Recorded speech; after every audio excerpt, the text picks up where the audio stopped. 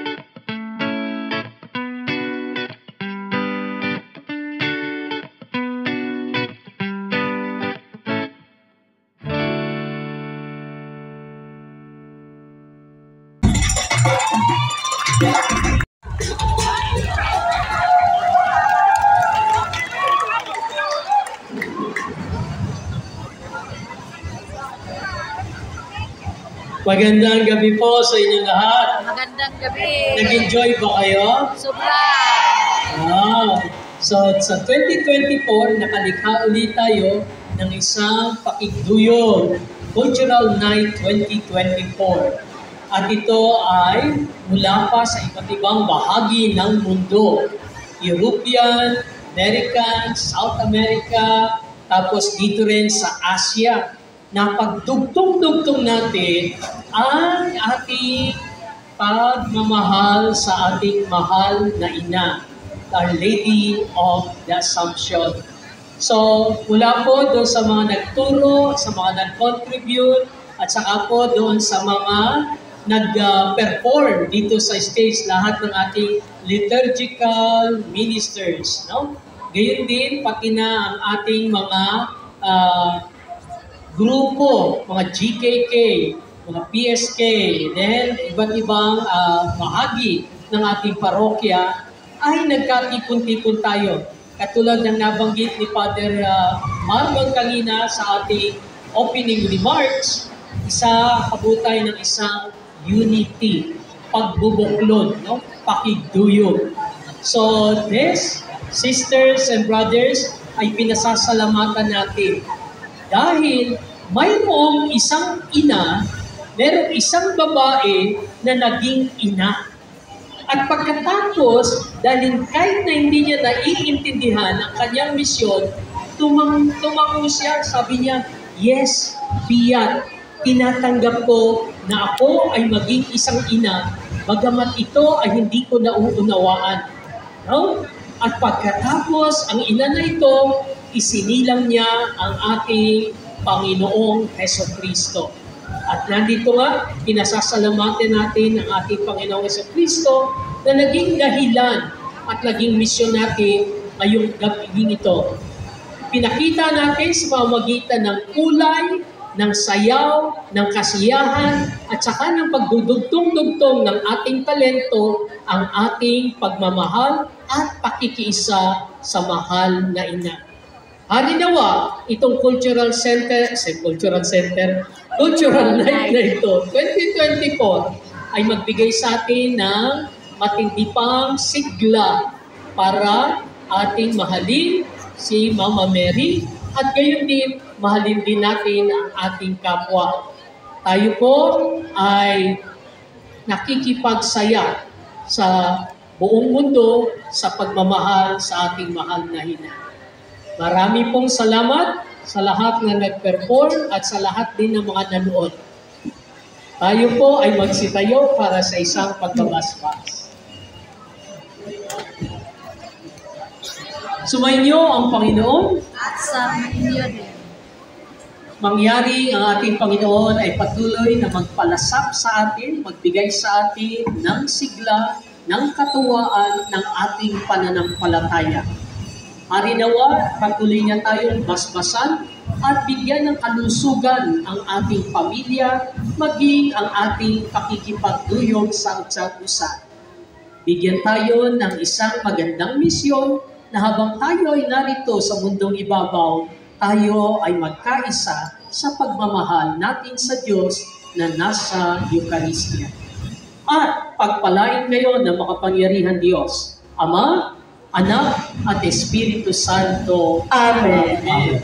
Go in peace. Thanks be to God.